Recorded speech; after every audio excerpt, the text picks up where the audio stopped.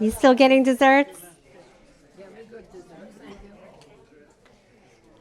All right. All right. Well, thank you, Annabelle from Care One at Sharon, for bringing the desserts in. They were definitely worth the wait. Those cannolis are a big hit. Thank you very much. And thank you, everyone, for coming today. I'm so happy to welcome back Michelle Alex, our specialist from the RMV, who's going to talk about shifting gears and older adult driving safety. Thank you. Thank you so much, Debbie. And good afternoon, everyone. Thank you also to the Walpole Cable and TV. This is being recorded, so be on your best behavior, everybody, right? I'm kidding. No, as Debbie mentioned, thank you so much to all of you for taking the time out of your busy day to come and learn about the Registry of Motor Vehicles and our partners at AAA and licenses, identification cards. We'll talk about a lot. So this program's called Shifting Gears, and it's all about older driver safety. Driver safety, now I go across the state and I talk to people of all ages about safe driving, right? Because every age has a responsibility to make sure that all road users are safe. And that's what the registry is all about. We're all about safety. So let's get started. So today's topics, we will talk about age-related changes. We'll talk about the warning signs of unsafe driving, driver fitness and driver training. Really key elements to being a safe driver: fitness and training. Registry renewal policies. We'll talk about how to make an appointment. We at the registry have a dedicated appointment line for anyone 65 or older to call. So now I'll get to that. I'll give you details on that. Talk about Massachusetts traffic safety laws and some safe driver resources. So first and foremost, as a group, older drivers tend to have a low crash rate up until a certain point. I do have to clarify that little caveat. But as a group, older drivers tend to have a low crash rate because they tend to put self-imposed limits on their own driving, which is called self-regulating. So really most drivers self-regulate, and that is what helps to keep the crash rate down for this age group. And what are some examples of putting self-imposed limits on our driving? Well, some examples are sticking to familiar roads. Maybe you're not driving across country. If you loved doing that years ago, maybe you've scaled that back, or maybe you have a summer home in another part of the United States and you like driving there. But some people decide at a point, well, that drive's pretty long and it's kind of exhausting, so maybe you're going to scale back that trip. So, in fact, my own in-laws did that. They used to drive to Florida every winter, and after several years, they decided not as much fun driving to Florida. So they figured another way to get there. They put the car on a carrier and they drove to a bus, a motor coach. And they took a motor coach down to Florida and met their car down there. And that was a great way to go. And they didn't have to be bothered with driving. That's an example of scaling back a person's driving or putting some sort of limits on their driving. Some other examples are avoiding driving at night. I know a lot of people in their mid-40s begin to notice a real decrease in their light perception. So they might be having trouble seeing clearly at night, and those people maybe scale back their nighttime driving. Another example is maybe you have the luxury of avoiding high traffic times of the day. That's another way to keep yourself safe. If you can avoid rush hour, it's really a much safer time to be on the road, either after the morning rush or before the evening commute. And that's ways we can, again, change our driving habits to keep ourselves safe. Older drivers are less likely to be using mobile devices while driving. Please know that mobile devices are a distraction, and I'll talk about distracted driving in a little bit. But the nice thing is that older drivers tend to use their mobile devices less than younger drivers do. while driving. So, and some encouraging research was done by the Insurance Institute of Highway Safety, and they did a 2 decades long study of older adults and driving. And what they found is that drivers between the ages of 55 and 74 were involved in fewer reported crashes than younger drivers. So again, drivers between the ages of 55 and 74, according to the Insurance Institute of Highway Safety, are involved in fewer reported crashes than younger drivers.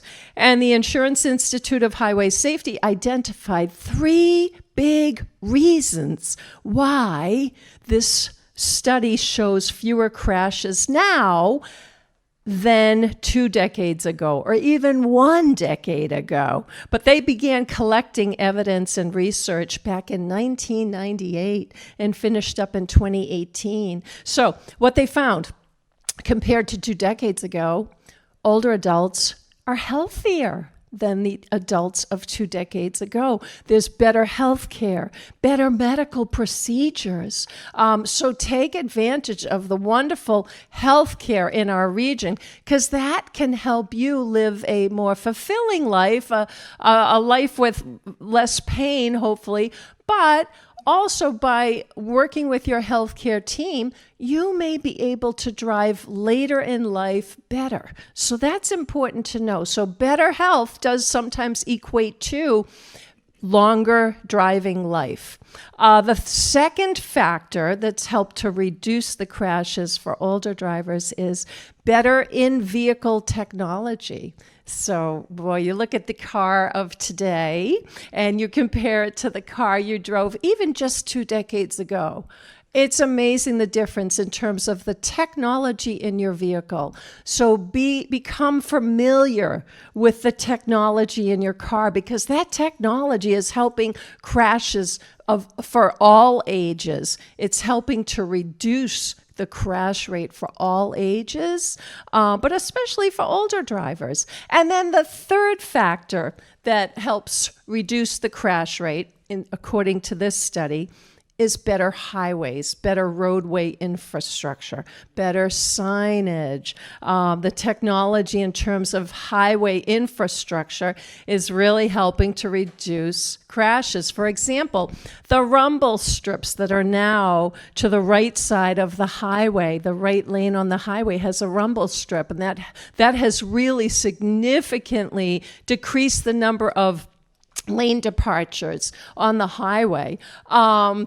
Also signage, adding simple signage. Here in Massachusetts, Mass DOT noticed that about 2 decades ago, there were a significant number of crashes at curves on highways in certain regions. One was on 95 South, or 128 into 128, and then it turns into 95 South. Couple bends in that highway, and there were a lot of crashes happening from people not navigating that curve safely or correctly. So what Mass Highway did was they added signs prior to the curves: curve ahead, curve ahead, curve ahead. So that helped to get the driver's attention, and it really reduced the number of crashes at that location.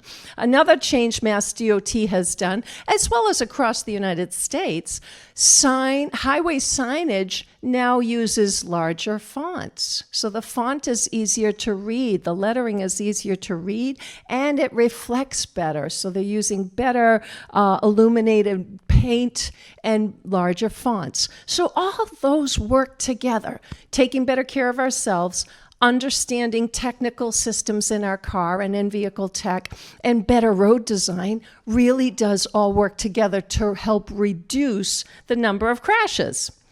So, but what's important also to keep in mind, the reality is that drivers age 75 and older do unfortunately have the highest crash rate among all age drivers, and that includes even the teen drivers as well.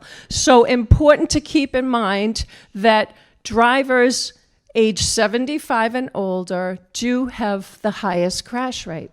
And what's even more important to understand and keep in mind, that the highest fatality rate in terms of drivers and vehicle occupants, unfortunately, is in the 80s. People who are age 80 and older have the highest fatality rate for older drivers as well as occupants. And that is, unfortunately, that's most likely due to the fact that that 80-year-old body, maybe they haven't been staying active. Maybe they haven't been taking good care of themselves. So that body that is age 80 might not be able to withstand the impact of a collision. So when we talk to you about driver safety, we talk to you about being fit to drive, that includes having the strength and having the muscles and having overall health that will protect you from severe injuries in a crash. So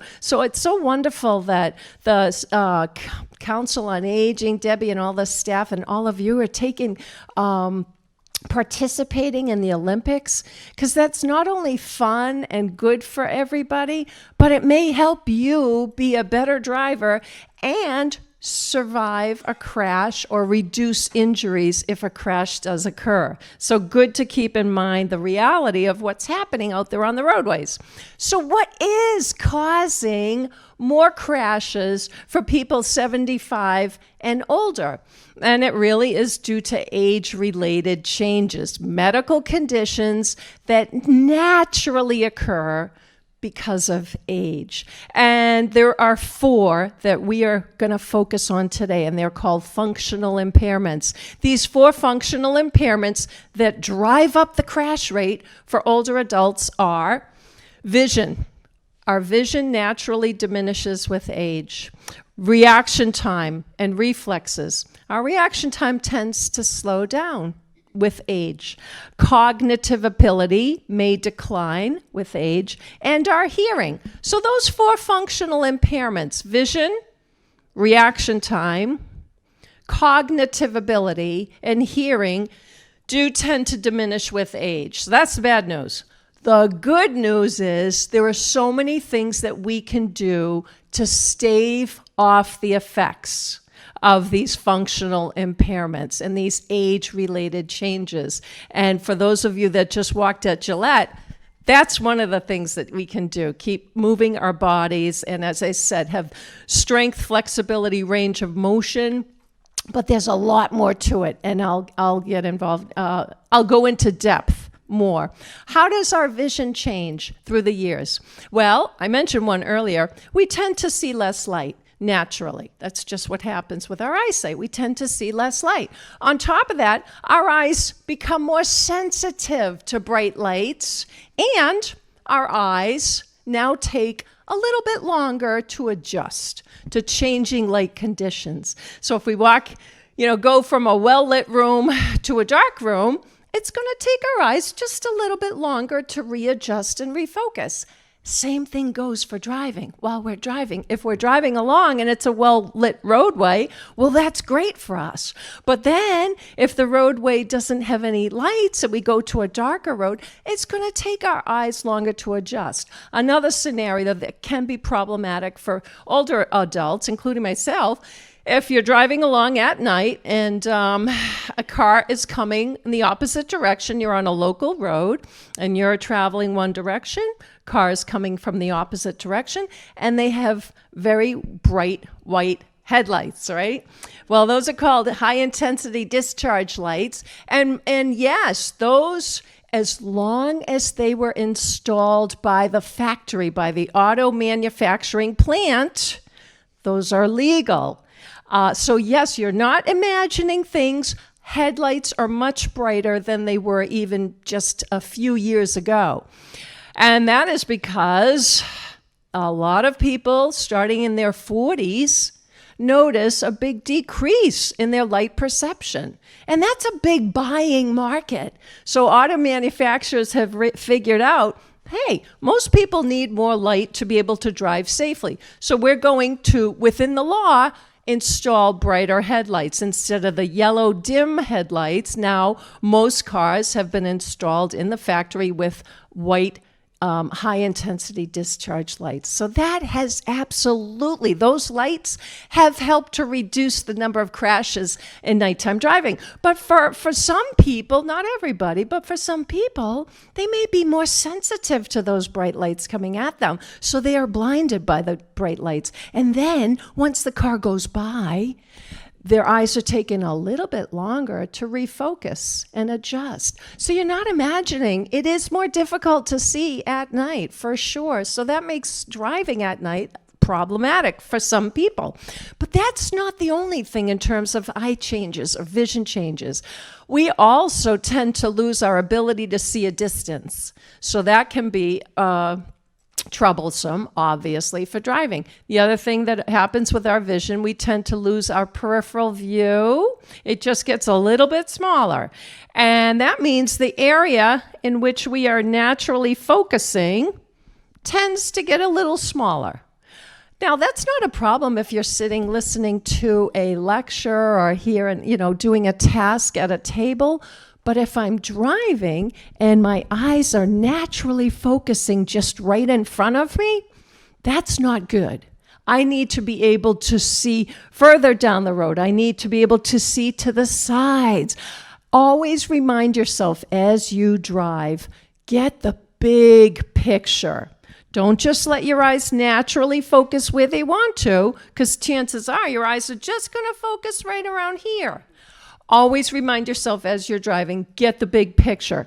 Use your mirrors. Use those side mirrors constantly. Use your rear view mirror. The rear view mirror is the one that's attached to your front windshield, and that gives you a good snapshot of what's going on behind you. The backup camera, now that's an example of tech that is really helping people be better drivers, especially when backing up.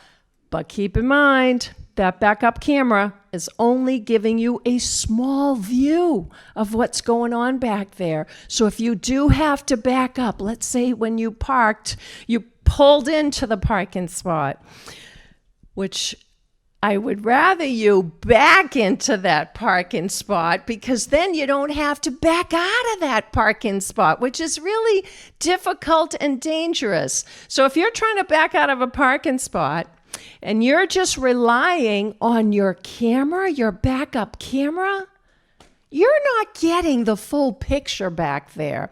And if you came to take a road test at the Registry of Motor Vehicles and you have a backup camera in your vehicle and you back up and only use that camera, you'll fail the road test, because that's not a safe way of backing up. You cannot just use that camera to see what's behind you. You need to turn, first look over your left shoulder, make sure there's nothing coming from the left, and then look over your right shoulder. That is getting the big picture. And as you back up, you are required to continue looking behind you. So when I'm doing that, this requires range of motion, not only good eyesight, but it requires my body's ability to turn my head and look to the side, turn my head and look to the other side, turn and look around me, and to twist my torso, my entire torso, to turn and look behind me if I'm backing up.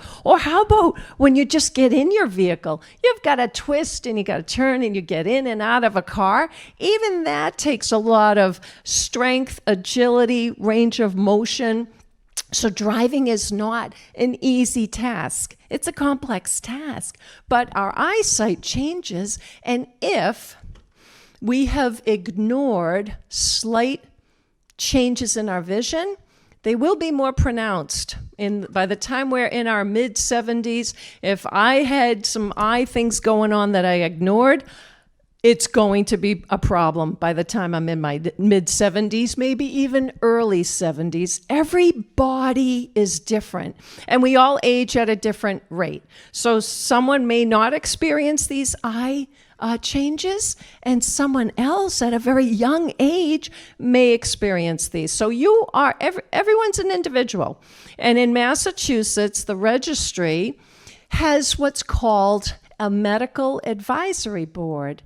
And that medical advisory board advises the registry and also advises the legislature, the Mass legislature, about medical conditions and how they can impact a person's ability to drive. So know that the registry just doesn't make these policies on our own. We have to listen to a medical advisory board and also help from the Public Safety Committee, experts in the field, law enforcement, doctors, driver training specialists. So we get a lot of input, and we listen to drivers as well. But this is how Massachusetts is in terms of driving. The law says all of the responsibility to make sure that a person is safe to drive falls on the license holder. It does not fall on my doctor to make sure that I'm safe to drive.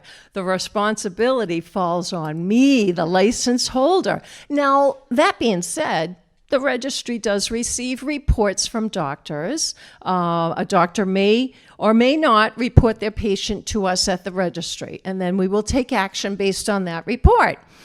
But the person who's legally obligated to report to the registry is the person that holds a license, a valid driver's license. So Massachusetts law states that Massachusetts is a self-reporting state. And that's why I passed out that brochure, and that really goes into depth. What's a self-reporting state?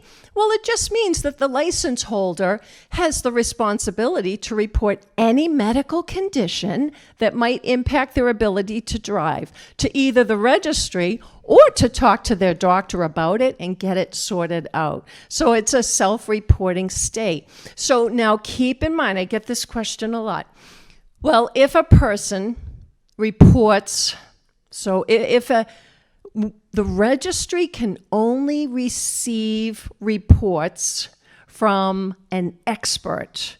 In the eyes of the state, experts on driving are healthcare providers and law enforcement officials. So police and healthcare providers, they can fill out a form. It's called a medical evaluation form, or police can fill out what's called an immediate threat and send that to the Registry of Motor Vehicles, and the registry can take action.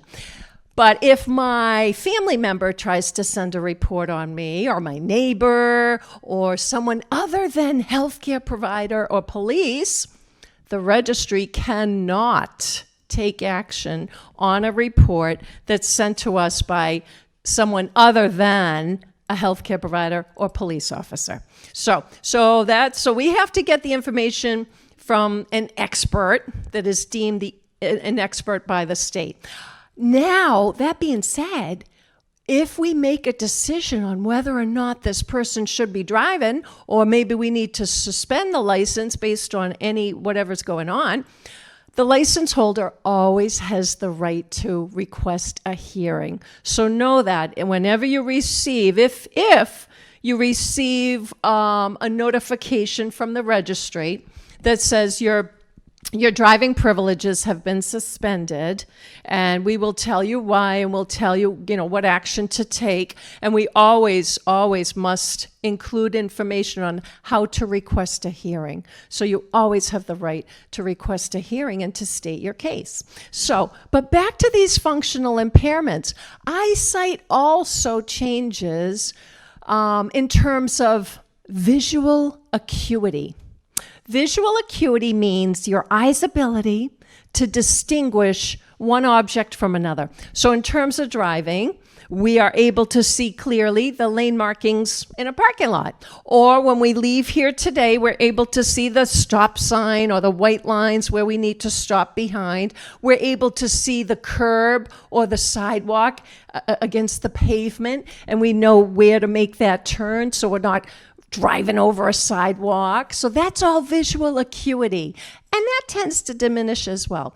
So these are things, thankfully, that eye care professionals can fix. you know, the good news is that your eye doctor has a remedy for almost every eye change that I mentioned. So work with your doctors. I'm going to stress that a lot because that will help you drive later in life. It will help you be a safer driver if you work with your healthcare team. So reaction time. The American Occupational Therapy Association, AOTA, studied how slow do our reflexes or reaction time, well, how much does our reaction time slow down through our lifetime? And what they found is that for a 20-year-old, the reaction time's less than a second. Pretty quick reflexes for anyone younger than 20. They found that for people, by the time we reach age 60, our reaction time naturally may slow to 4 seconds. And when you think about driving, 4 seconds can mean life or death. So reaction time, reflexes are critical. Good reflexes, quick reaction time, critical to safe driving. And again, there are things that we can do to improve our reflexes. Olympics, all the wonderful activities that are physical, mental, cognitive, being involved in your daily living of, learning new things, socializing, all those activities can help improve your reflexes and can help improve your reaction time. Doing simple stretches, as I told you a moment ago, turning our head, that's going to help us see, but also it's going to help us react, because if I see that potential hazard, I'm going to be able to react, hopefully, if I'm not distracted or if I'm not talking to my friend in the car. All those things can really slow down your reflexes. So keep that in mind. Any distraction can really negatively impact your ability to react. So keep the distractions to a minimum in your vehicle, and that will help your reaction time and your reflexes. I'll get into more about that in a moment. So the other cognitive ability naturally tends to diminish with age. But again, so many things we can do to reverse those or stave off the effects of aging, keeping our brain fit. Because when you drive, you're using all 4 regions of your brain. All 4 regions of your brain. Driving is an extremely complex task. So it really is involved. So it does require the driver to be fully present, fully attentive to their driving so they can react quickly. And last but not least, hearing. If you've noticed changes in your hearing, get it checked, because that may impact your ability to drive as well. So divided attention. I talked a moment ago about reaction time, reflexes, and cognitive ability. Well, for us, for older drivers, we may be more susceptible to divided attention issues. So what this means, any distraction. So divided attention means your brain's ability to transition from one task to another task, and then to return back to the original task. So in terms of driving, I'm driving along. I'm focusing on my driving. My passenger says something to me, and even though I still have my eyes on the road, my brain I listen to them and I start thinking about what are they saying, and I try to formulate a response while I'm driving, and then my brain tells me what to say. I formulate a response, and then I get back to my task at hand, which is driving. So the time it takes my brain to go from task A, driving, to task B, talking to my friend, and then back to task A, it can be slower. It can be slower. If we're not using our brains on a daily basis, our brain will not be able to make that transition from task A to task B and back to task A quickly. So feed your brain, eating well, rest, And I'll get to more advice on how to improve cognitive fitness, but here are some of the distractions. Talking with passengers, navigation systems, even if it's installed in your dashboard, it's a distraction. You're taking your mind off driving and you're trying to read a map or you're trying to understand, I'll take the next left. That is competing with your attention in driving. Eating, drinking while driving, adjusting the controls while driving. And then, I should add one, pets. Pets, as much as we love our pets in vehicles can be a distraction. And the law says your pet must be buckled in the back. It's illegal to have a pet loose in a vehicle. And how many times have you seen a person driving along and they have the pet in their lap, practically, right? No, your pet could die, right? I mean, that's the reality of it. Or it could be a distraction. So if you do drive with a pet in the vehicle, have them restrained in the back. Talk to your vet. They make wonderful harnesses that work with the seatbelt. We used it for our dog, and he loved it. He was nervous being unrestrained in a car, and it's illegal to be unrestrained in a vehicle. So he was tucked in nice and little bit of mobility so that he could put his nose out the back window, but he was perfectly happy. So important, don't be driving with a pet loose in the vehicle. That's a distraction and dangerous. But here's a distraction that you can't really put your hand on, and that's pain. We have to think about the physiological distractions. So if I'm, experiencing some significant pain, that can be a distraction to a driver as well. So have the pain addressed. Work with your healthcare provider. Make sure you manage that pain, and make sure you're taking something for that pain, but make sure whatever you're taking is not too powerful, right? There's that delicate balance, right? Delicate balance.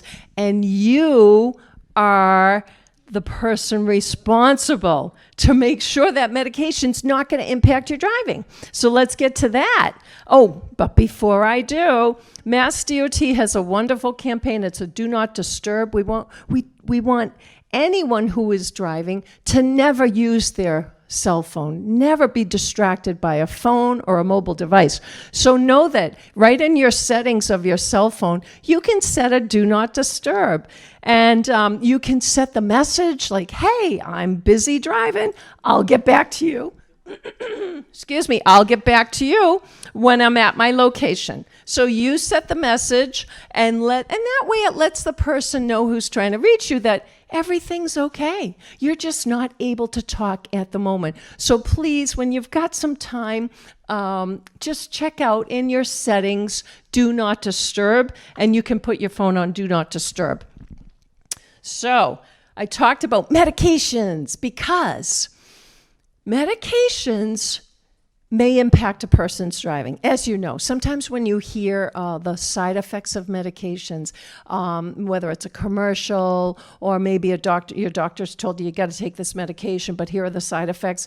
There are all sorts of side effects that can be caused. But some include feeling sleepy, drowsy, inattentive, blurred vision, feeling like you're going to faint, feeling nauseous, headache, feeling excitable, lightheaded. Those are all side effects and common side effects of certain medications. So again, who's responsible to make sure the medication's not going to impact my driving? Me, the license holder. And know that in Massachusetts, Chapter 90, Section 24 is operating under the influence, OUI, otherwise known as the OUI law. OUI law includes prescription medication, over-the-counter medications, and of course, alcohol, illegal substances, or even medical marijuana. So just because a health care provider is telling you to take this substance, And even if it's, it's perfectly legal, right? The healthcare provider knows what you need. They're going to tell you what to take. Pay real close attention within the first 2 to 3 days that you're taking this new medication, because within 48 hours, you will most likely, if there's any side effect, that's when you would begin to notice that. So again, just be aware. Start taking that medication, follow the doctor's instructions, but then you need to be responsible and understand, how's this impacting me? Is there any side effect? Probably not. Probably not. In most cases, there wouldn't be if a doctor is prescribing it for you. They know what you need. But I have to tell you, my own mother developed high blood pressure many years ago, very, very common medical condition, and put her on a common medication for it. And she began taking it, but she felt so tired all of a sudden, and she was not feeling like her normal self. And the only thing she could attribute feeling so tired to was this new medication. So luckily, she didn't drive, and she got on the phone with her doctor and said, I think there's something going on here because I don't feel like myself. Sure enough, over the phone, the doctor figured out that she was having some crazy interaction with this medication. And it wasn't so bad that she had to, be driven to the doctor or hospital. But no, the doctor said, okay, that's just too powerful for you. So I'm going to do a couple of things. I'm going to call in a different brand, call in a lesser dosage of that new brand. I want you to take that medication at night instead of first thing in the morning. And I want you to refrain from driving for 1 week until you've taken that new medication for 1 week. And I want you to call me and tell me how you feel. She did that. She felt great. So she was able to then take that new dosage, different brand, take it at night.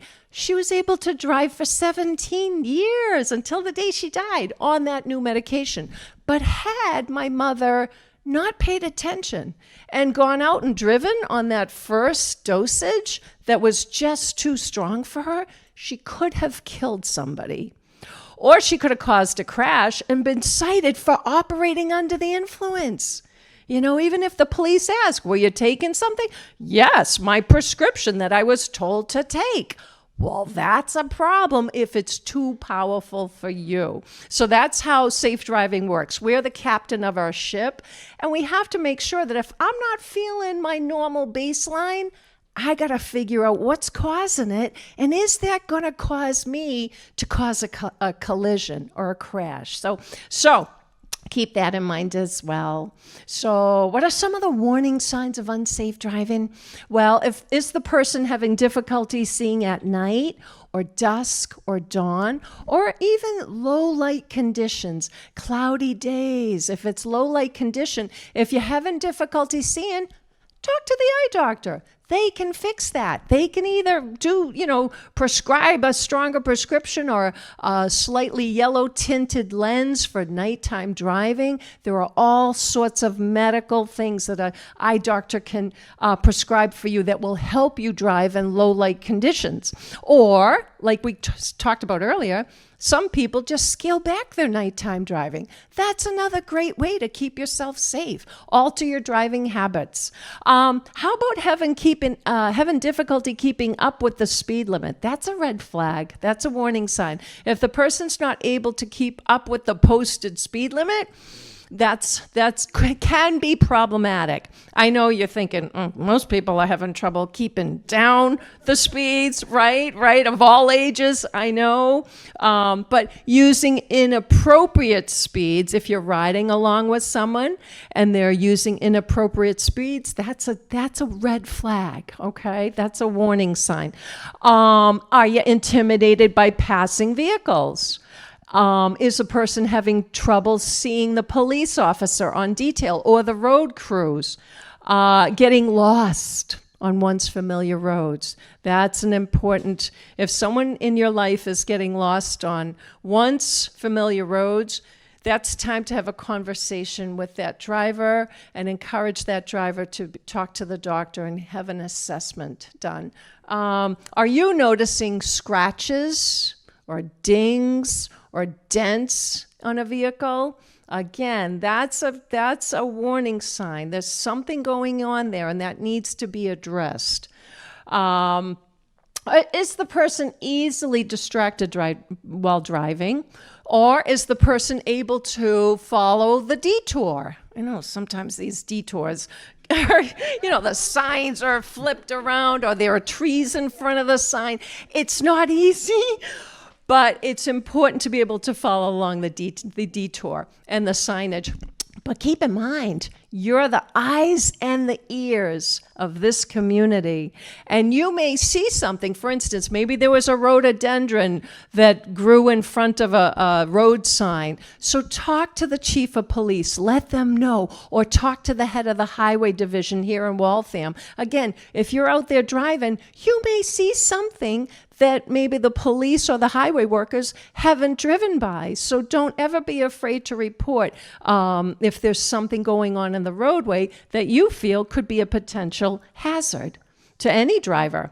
So the most common collisions for older drivers, for older drivers, have to deal with right of way. Right of way. I see a lot of nods. Yep. Well, right of way. So who has the right of way? For older drivers, that tends to be the most common collision, right of way issues specifically. Turning left. That's probably, if you ask any police department in all their crash records for people 65 and older, what's the most common collision? Trying to make a left turn against oncoming traffic without the help of a traffic light. So if you have to make left turns on your own, use caution. Better yet, don't do it. Go further down the road or make that left turn where there's a traffic light to help.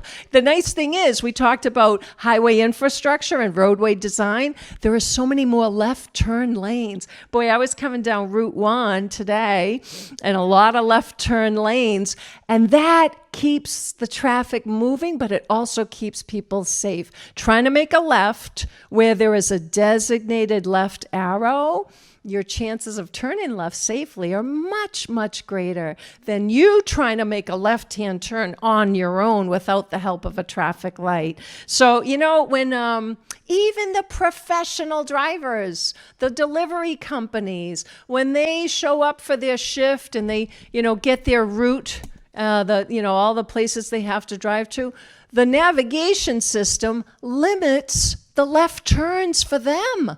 And they make that vehicle make a left only at traffic lights if that's an option. Sometimes you have to make a left. There's no traffic light, and you're going to just have to do it. But that tells you something. If professional drivers are being told, limit your left turns on your own, make them at a traffic light, that tells you that for us, for driving a small passenger vehicle that's not as visible, that's a tricky maneuver. Because when you're trying to make a left and you don't have a light to help guide you, you have to get the big picture. What's going on at this intersection? Are there people to my right or my left? Are there bicyclists coming through? Okay, there's no potential hazards here, but I got a line of cars coming at me, and I got my left blinker on, and I'm waiting to make that left turn, and I have to use my depth perception, my visual acuity to understand, okay, how fast is that car going? Do I have time to make that left turn across that moving lane of traffic that has the right of way? Because they're going straight. I'm the one turning. I have to yield to the traffic that's going straight. And then I have to decide in a split second, there's a break in the traffic, I can make my turn. So that message from my eyes goes to my brain. My brain sorts it out. What's the hazard? Can I go? Do I have to wait? When can I turn? And then my brain tells my body, execute that turn. It's safe. So that's all how it works. Reaction time. So when you drive, you use your head to your toes. Don't think that driving is a passive activity. It is not. So if I'm distracted, I got my dog in my lap and I'm trying to judge the car, and I got maybe someone beeping at me because they're in a hurry. No, keep all the distractions to a minimum. Focus on the road, focus on what's going around, and then you can make that turn safely. So turning left is problematic, can be problematic. Now you know some of the techniques are make 3 rights instead, or make that left at a traffic light, or just use caution, but also be fully aware of your surroundings as you are making that turn, as you are driving at all times. Be fully aware and attentive to your driving. Changing lanes can also be a little bit tricky, but if you, again, get the big picture, know what's behind you, know what's to your left, know what's to your right even. You always need to know what is around you as you are driving. Using your mirrors, setting your mirrors at the proper angle will make a big difference in being able to change lanes safely. So your side mirror, the driver's side mirror, and your passenger side mirror tell you a lot of information. So be sure that your driver's side mirror and your passenger side mirror are angled appropriately. And that means if you are sitting in the driver's seat, you're sitting up straight, and you take a glance, you look in your driver's side mirror, you should not see any bit of your own vehicle. That means that if you see part of your own car while you're sitting straight in that driver's seat, your mirror, your driver's side mirror, is angled in too closely. You've got to angle it out so you don't see any part of your car while you're seated straight in that vehicle, in that driver's seat. And the only way you should be able to see any part of your vehicle, and don't do this while driving, but is to lean your head against the driver's side window and look in your driver's side mirror. That's when you should see the tail end of your vehicle. All right, so just angle it. And you can get detailed information about the angles of your side mirrors on AAA's website. So AAA Traffic Safety has done a lot of studies about angling mirrors properly. So conversely, for the passenger side mirror, again, when the driver is seated in the vehicle, in the driver's seat, straight, sitting straight, glances in the passenger side mirror, they shouldn't see any part of their own vehicle. The only way to see part of your car is if you were to lean over toward the console, lean toward the center of that car. So that makes a huge difference in your ability to eliminate blind spots. So again, though, the tech, the mirrors, the new designs of these mirrors are making it so much easier for us to see better and more clearly. So that's good. Exiting from parking lots. Here's a trick. And this is taught in driver's ed. And this technique, driving technique, is called a play-by-play. So as you are driving along, you're scanning. As I told you, you're constantly scanning that roadway for potential hazards. You're using your mirrors, you're scanning. And when you get to the end of your driveway or the end of this parking lot, you stop, right? Because you don't have the right of way. You got to stop and yield to the traffic that's in the road. So when you stop, I want you to look left and tell yourself, what do you see? Nothing. Even if it's clear, nothing. It's clear. Look right. Tell yourself, what do you see? I see a black pickup truck. Just by you identifying the color of the vehicle that's in the roadway is going to help you be more mindful of what you are seeing. So you've looked to your right. You see a black pickup truck.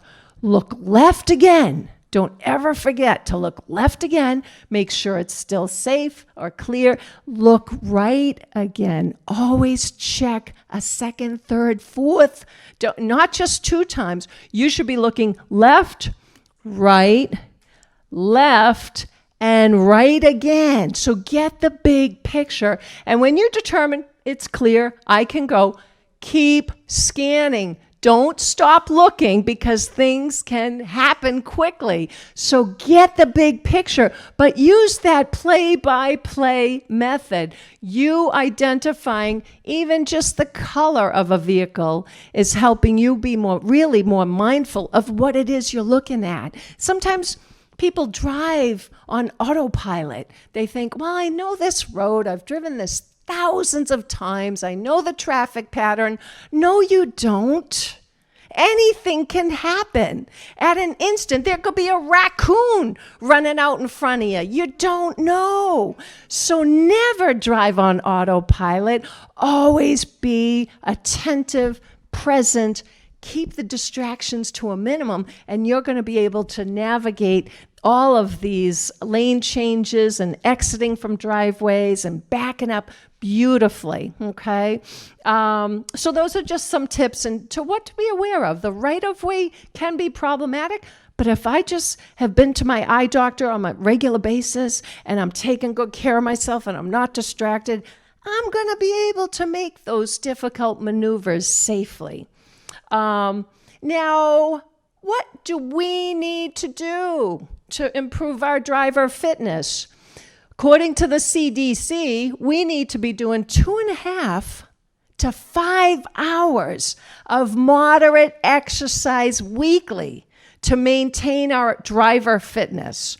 2.5 to 5 hours of moderate exercise weekly to maintain our driver fitness. So exercise, stretches, if there are programs here, take advantage of them. It's going to help your driving. I can guarantee that, unless there's an extraordinary circumstance and you develop something where you just can't drive, and that's again working with the healthcare team and figuring it out.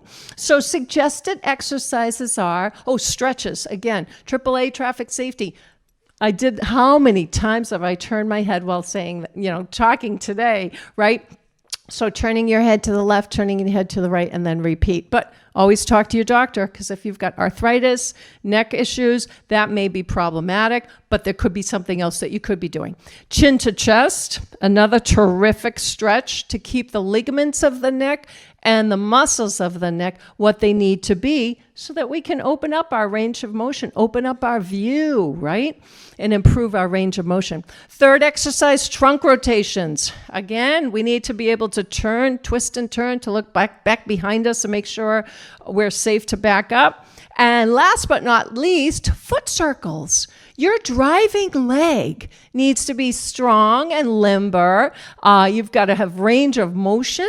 When you're driving, let's say this is your foot, you're doing a flex and extend with your foot. You don't think about it. You take it for granted. Yeah, I'm hitting the gas. I'm easing off the gas. I'm going to hit the brake and ease off. But your foot is doing a lot of work. So do some foot circles. Clockwise, counterclockwise, those are great. Take advantage of any stretch and tone because that will help your driving. So let's get to cognitive fitness. How can you improve your brain power? Well, we talked about this, but the brain system has to work together when it comes to driving. Daily exercise, weekly exercise. But for your brain, try to build in some cardio. That's really, really good for the brain. And again, talk to your doctor first. Make sure it's safe for you to do so. But building in some cardio activity is really going to help your brain power, brain fitness.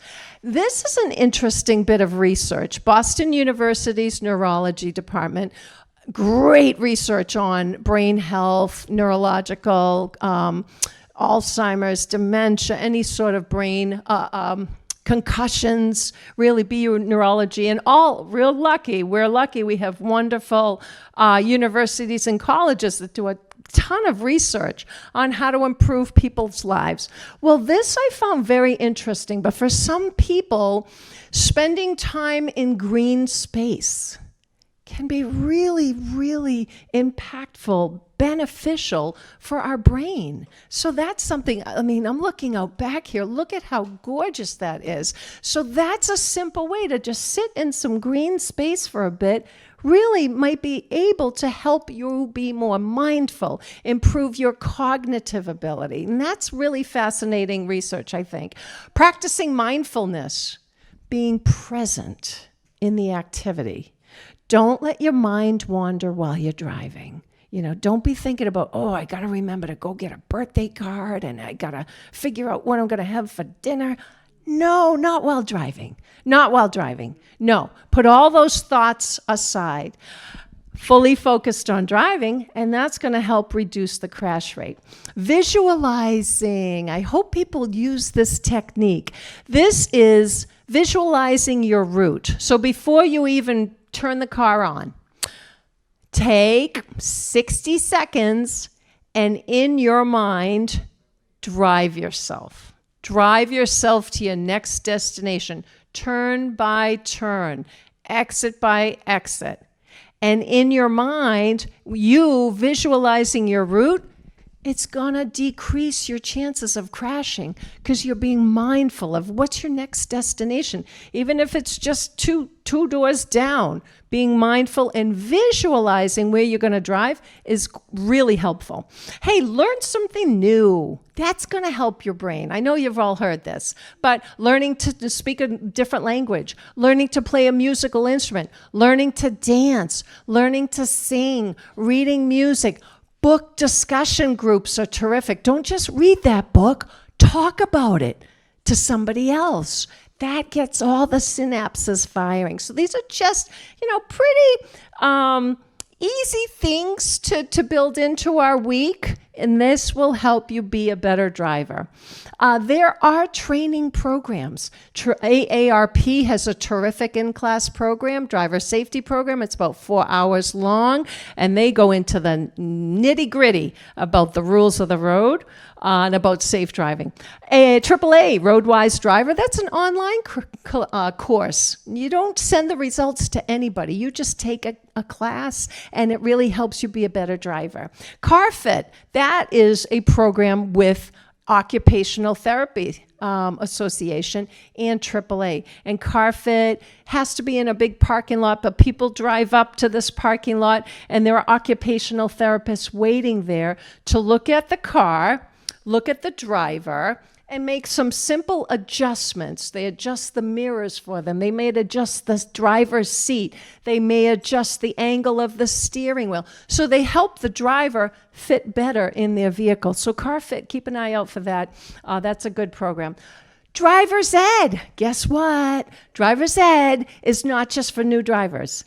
It's for everybody. And my own mom went to driver's ed when she was 75, I think. She had to go into rehab, got pneumonia, blah, blah, blah. She recovered, thank goodness, and got sent home.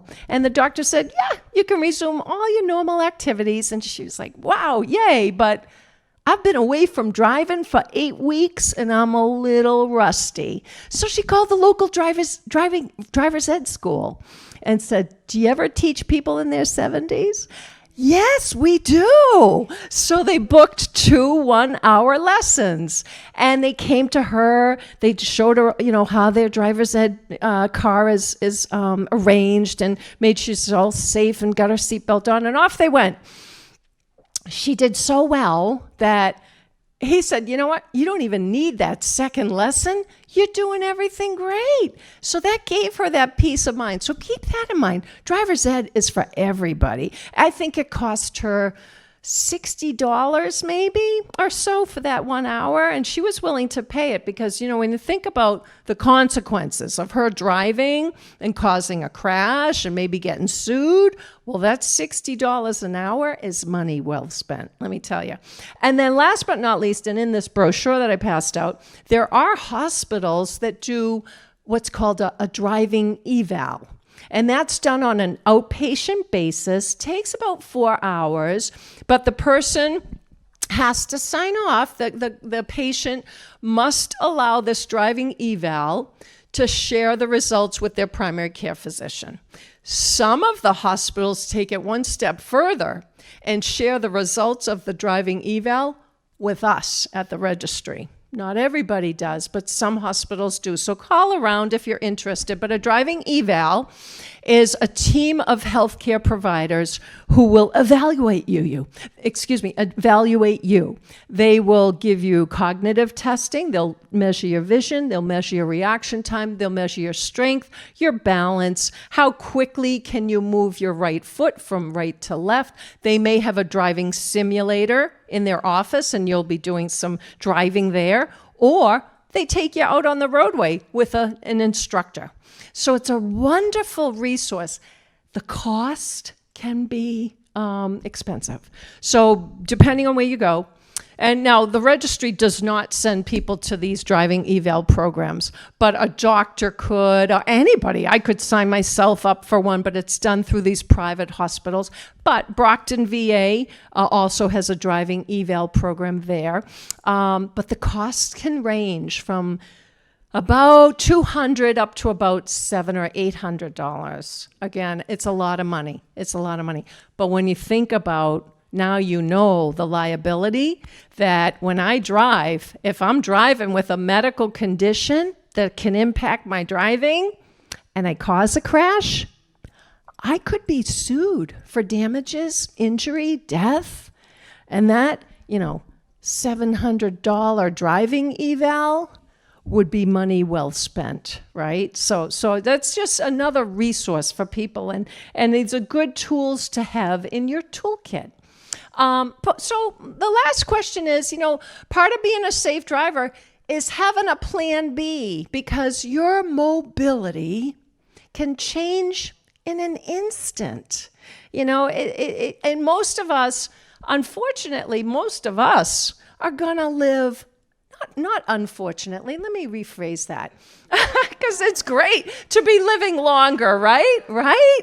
It's great to be living longer, but some of us might live 7 to 10 years longer than we're safe to drive. So, the likelihood of us living longer than we're safe to drive is pretty, it may happen. It may happen. So again, men tend to live 7 years longer than their ability to drive. Women tend to live 10 years longer than their ability to drive. But, I could fall down and break my right leg and not be able to drive today. So it's always important to know, what's my plan B? Can I talk to Debbie and the staff here? I saw 2 wonderful shuttles, not just 1, 2 shuttles. How does it work? Do I have to pay? How far in advance do I have to reserve a ride? And I know, because I'm circling back to my mom, who was the poster child for safe driving. She was great, right up until the very end. But she did develop another condition later in life, and she had to stop driving because of it. And it came as a bit of a surprise to her, and she wasn't ready to stop driving, but she had to. And it makes me sad, because it was even 10 years ago, and I still think about how she felt that loss. And it's not easy being told that you can no longer drive. So I always remind people that have a plan. Know what's available before driving does become a crisis. It may not. You may be lucky enough to drive until you're 110. We don't know, right? But it is nice to know that you do not have to stay home just because you're not driving a car anymore. And that's important. And now with Uber and Lyft, ride-sharing services, and communities are really trying to improve the transportation for all people, all ages. But it's important for you to do your homework. I'm going to give you homework, because really, who plans for not driving? No one. Really no one. We plan for all sorts of things, right? But very few people plan for not driving. And that's part of being a safe driver, knowing that, hey, if I don't feel like driving tomorrow, I know I still have mobility, because we all have the right to safe mobility. That's a right. We have the right to safe mobility. None of us has the right to drive. That's a privilege. The driver's license is a privilege. So we talked about that. If you're worried about somebody, do the research. If you're really going to sit down and tell someone, hey, I don't think you should be driving anymore, you need to go armed with options for that person. Because why are they going to give up the keys if they think, I don't have any other way to get around? Yeah, you do, but it might take some time. It might take some patience, and it's going to take a little bit of research. So, but understand, Councils on Aging, my mom's Council on Aging in the little town of Uxbridge was phenomenal. She was able to go to all her appointments in Worcester, wherever she needed to go. Even the librarian reached out to her and said, "Hey, Marie, I know you're not able to drive yourself to book group. I got a driver who can bring you there. And I'm going to bring books to you. And then when you're done or you see a book you want, if you can't get to the library, call me. I'll bring them to you. I'll pick them up." So a whole community can embrace a person if they can no longer drive. But you got to ask and be willing to receive some help. So ride sharing, there are travel trainers now for some public transportation or the MBTA. They'll send a trainer to you and teach you how to pay, how to get on the bus, how to read the routes. So it's really amazing, the resources. Hey, there might be a volunteer in town, or there might be a person who you trust who might want to make a little bit of money, and you could pay them to drive you. I've heard of so many success stories. I've also heard of people starting a transportation account early in life, now, if you want, put a couple bucks away and just earmark that for transportation just in case. It's nice to know you've got some money put away for your transportation if you need it. If you're going to talk to somebody about not driving, be respectful, understand where they go. That's a nice exercise for all of us. Make a list of where do you like to go on a daily basis or weekly basis, and then how could you get there if you didn't drive? That's key. Connect with friends who maybe have stopped driving. That's another good resource. Talk to people who don't drive anymore, but yet they live fully engaged, healthy, vibrant lives. Okay, talked about that. A license is not a privilege. If a person surrenders their license and there's still time left on the driver's license, we at the registry can give them a free ID card in its place, because no one should be without valid identification. So whether it's a driver's license or if the person gives up their license, we can issue an ID card if there's time left on the driver's license. So that's important to know. And that can be done through the mail, a voluntary license surrender. And last but not least, policy. Massachusetts law requires in-person licensing once a person turns 75. Up until age 75, you can renew your license online 2 consecutive times. But once you turn 75, no more online renewal. You have to make an appointment and go to AAA if you're a AAA member, or make an appointment and come into the registry and renew in person, and you must take and pass an eye test. So we have an appointment line. So if you want to jot this number down, or I'll tell Debbie too, and maybe she can put it in the newsletter. And thankfully, this is being recorded, so you can get this number at a later date as well. But the Registry of Motor Vehicles has an appointment line for people 65 and older to call Monday through Friday, 9 to 5. This appointment line is open Monday through Friday, 9 to 5.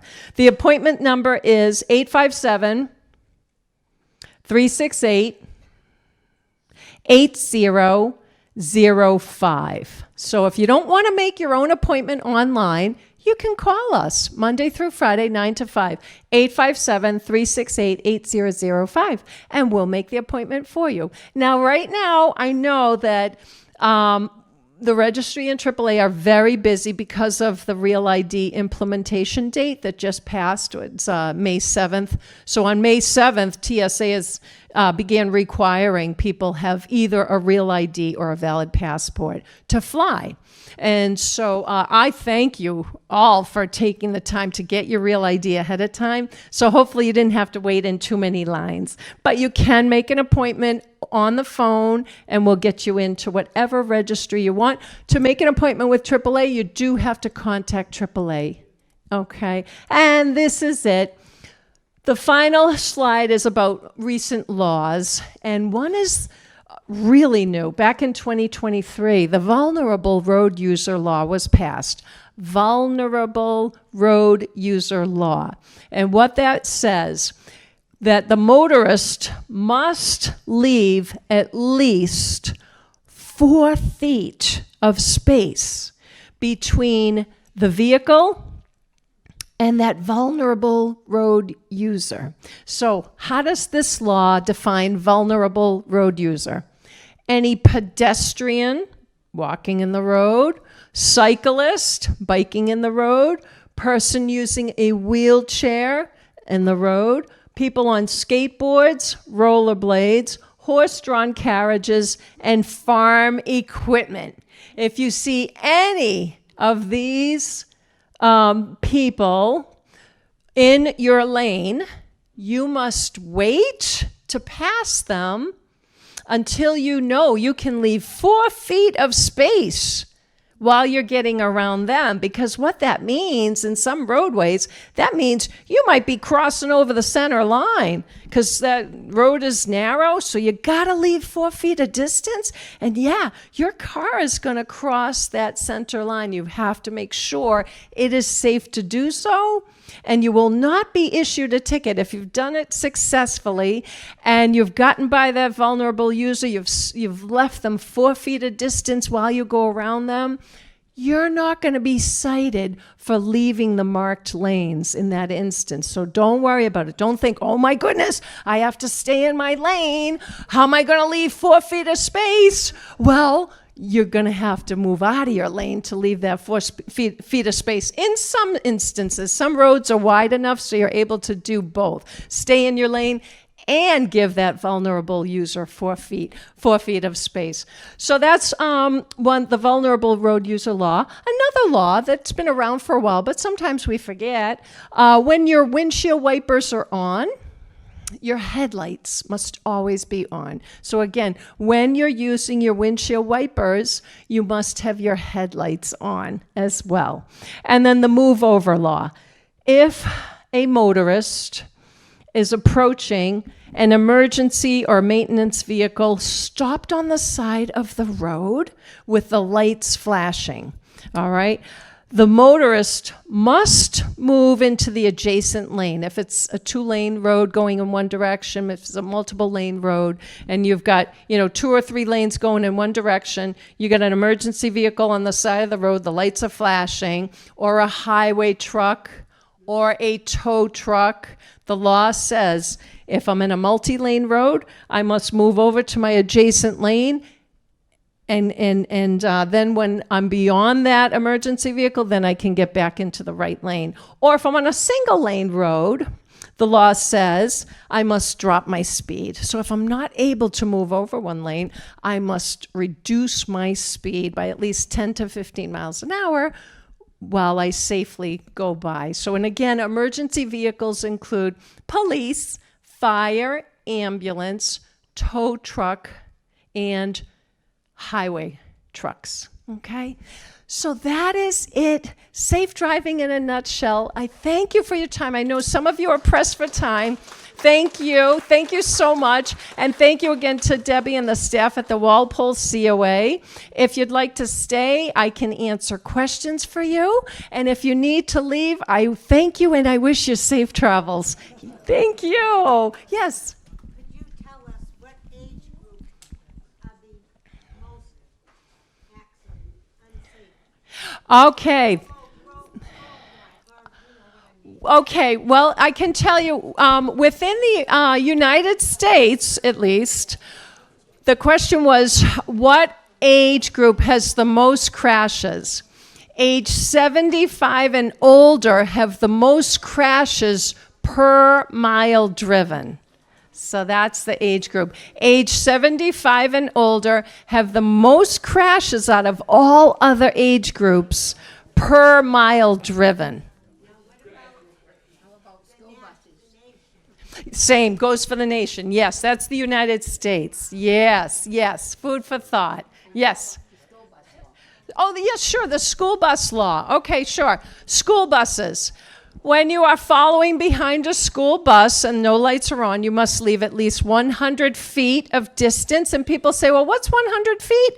The length of distance between two telephone poles. So usually the distance between a telephone pole and another is about 100 feet. So that's a good guide to remember. Oh, okay, about the length of a distance between two telephone poles. When a school bus red lights are flashing, everyone on that roadway must stop. Both lanes, traffic going in both directions must stop.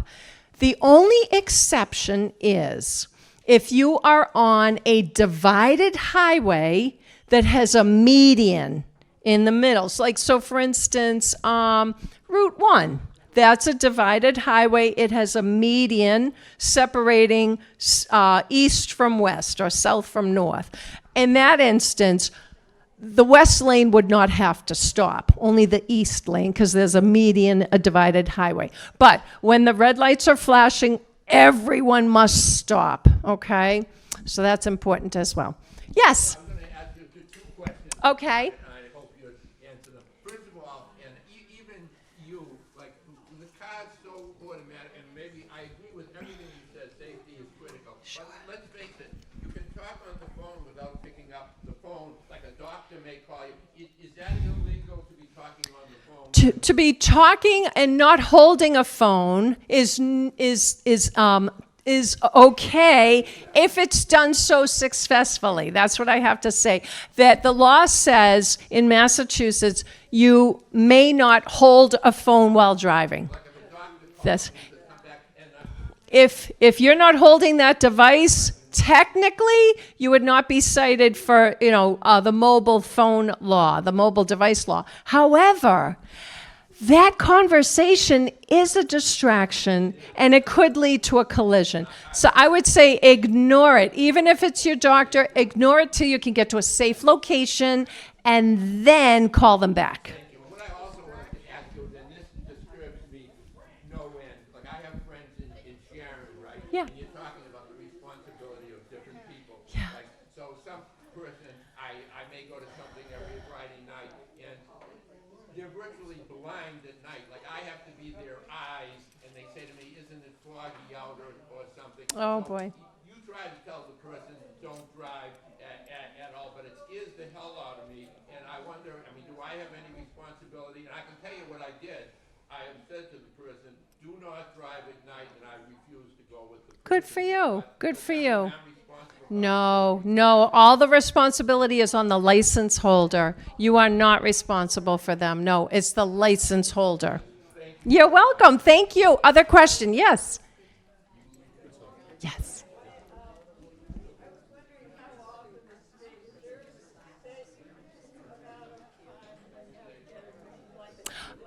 Oh, okay. A new license plate. Okay, there's another great question. Is there a certain length of time where you have to replace your license plate? No.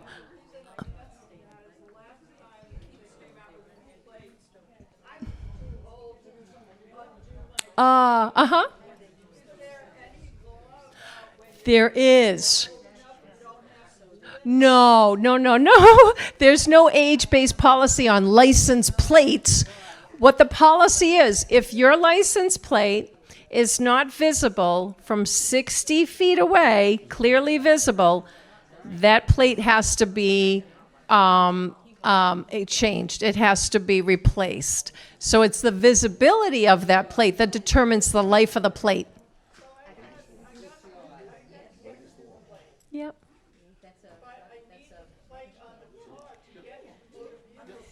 Right. Yes, you do. Yes, you do. So have your mechanic,